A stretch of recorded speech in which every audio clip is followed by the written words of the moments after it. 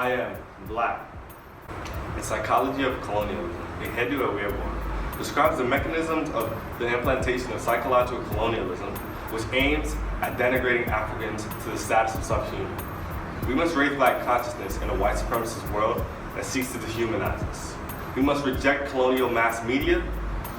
We must rely upon social media to disseminate information and share educational and physical resources. I am a Black student.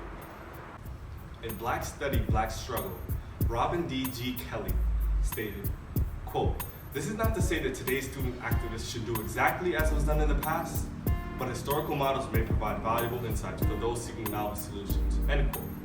The Black Power activists of the 60s and the 70s were conscious of the historical and national context in which they were situated, and we must do the same. In April 1969, Cornell students armed themselves during a protest and got many of their demands met. This prompted students at Voorhees College in South Carolina to also implement rifles in their protesting. In November 2015, the University of Missouri students protested institutional racism on their campus. This sparked a wave of protests nationwide against institutional racism and more largely anti-racism on American campuses and universities. In studying the work of Patrice Lumumba and Walter Rodney, we must acknowledge that as colonial institutions, our universities are invested in securing financial gains to the detriment of Black bodies. We must force our schools to reallocate funds and resources to the communities in which they are gentrifying. Brown can and will follow the divestment campaigns of the University of California and Columbia University last year.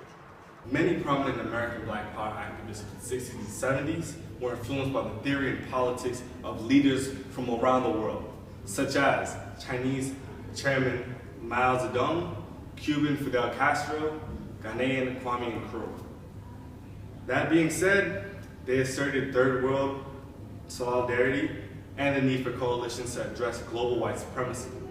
We must shout Black Lives Matter for those trapped in the internal colonies, also known as Black America.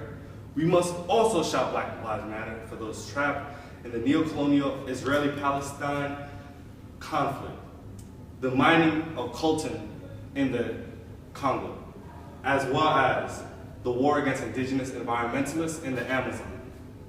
International and inter-ethnic Black Power coalitions could shape the United States legislative, political, and economic commitment to not only Black Americans, but all oppressed people. In the words of Eric Williams, Master Day done. This is the beginning of a new world order.